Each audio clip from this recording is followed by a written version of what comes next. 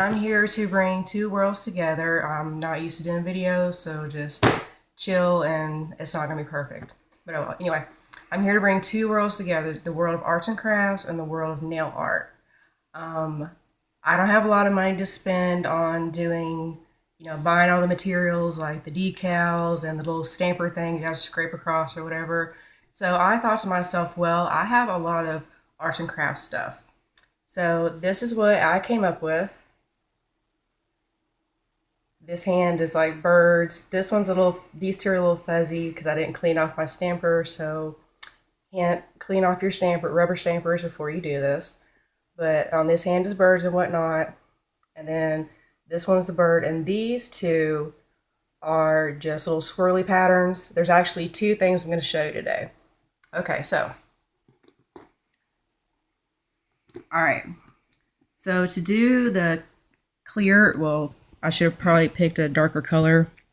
But anyway, to do the clear stamps like this, that one smudged a little because the material that I used, which I'll tell you about in a second, wasn't quite dry yet. But this one turned out really, really, really good. This is the second one I'm going to tell you about. So what you do is prep and prime. You should know this by now. Every nail video, probably seen a million of them, like I've watched millions and millions. Anyway, so prep and prime. These two broke.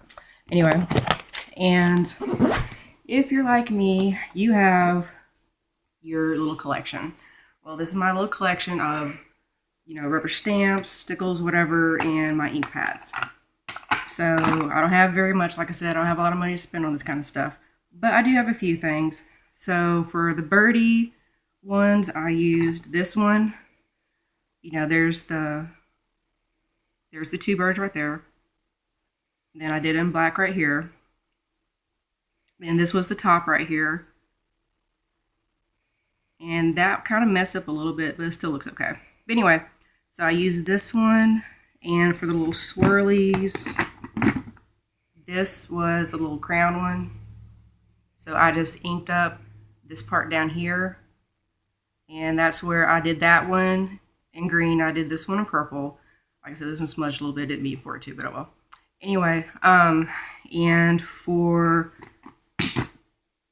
these two right here, sorry, that smudged a little, that you should clean your ink pad before you do this, was just music notes.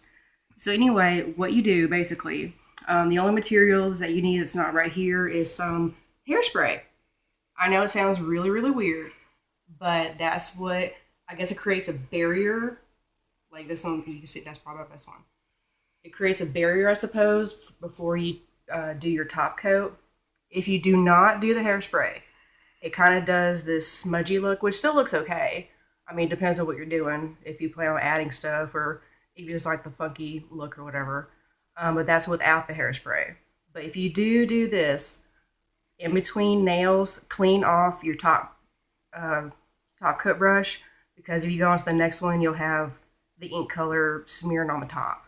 So it's kind of like a funky ombre-ish look or sort of whatever. So anyway, okay. I'm going to be doing this one. So, I don't know, I guess I'll do this one right here.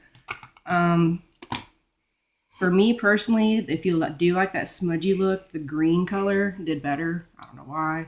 They're all basically the same. I got these from Michael's for like $1. These two. This was Michael's, So these are kind of like the cheapies. I don't know if it's because they're the cheapies or there's certain pigments in the color. I'm not sure, but whatever. So anyway, pick whatever color you're going to do. I'll probably do, I don't know, I guess pink or something. Like I said, I'm not going to do it now, but please clean your rubber stamps, because that's what happened to that one right there. It kind of looks cool. I don't mind it, but if you're more of a perfectionist, it might get on your nerves or whatever. This is not a perfect video. Sorry. I just roll. Anyway. So, whatever design that you're doing, whatever, like I said, rubber stamps, there's a lot of different designs on your rubber stamp if you really look at it. Like, there's a little cross looking part right here. There's a little swirlies right here. Whatever you're doing. So, pick what area you're going to be doing. and just like you would do for your arts and crafts, stamp up.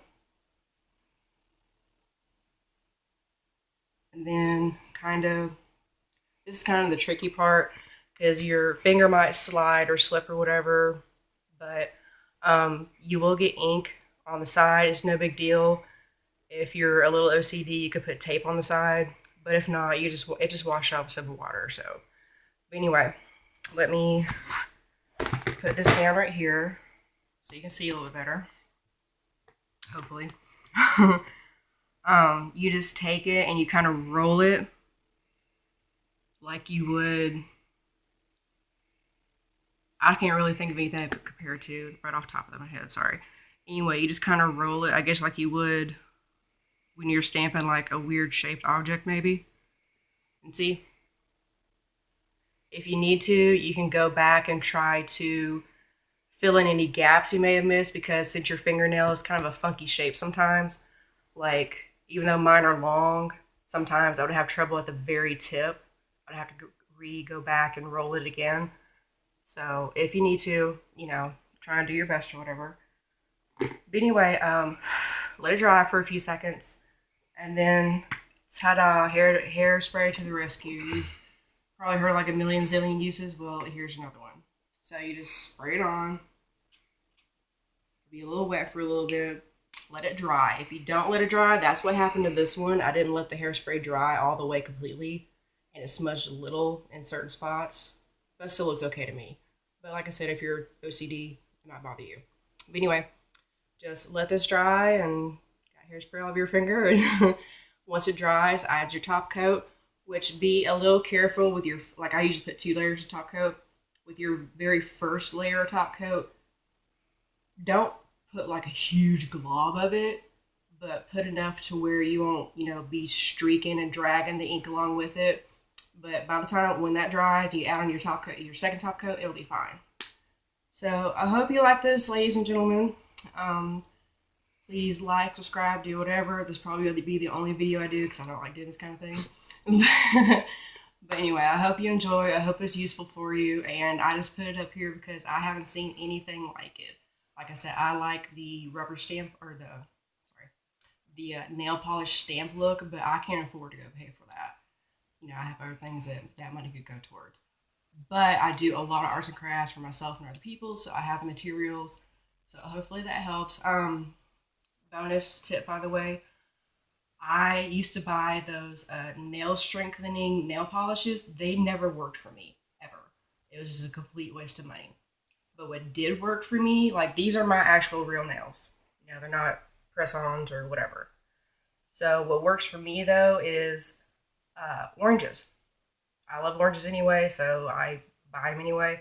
But when you peel them and that pith, that white part that's on the inside of the rind, I don't know if it's the nail oil or the orange oil or the concentrated vitamin C that works, but just take that white part and rub it on your nails, stab your nail into it, whatever. It doesn't work immediately, okay? You have to do it for, I don't know, I guess probably I would recommend a couple of times a week. And it might take a couple of months before you really, start to notice. But I'm telling you, they'll be stronger. They won't chip. They won't be so easy to bend. I haven't done it for a while. That's why my nail's a little bit weak right now. But I'm just telling you, it really works. It's cheap. And who doesn't like oranges? So it's good for you. It's good for your nails. So just 2 little tips to help you through your day. Thanks, YouTube. Have a good one.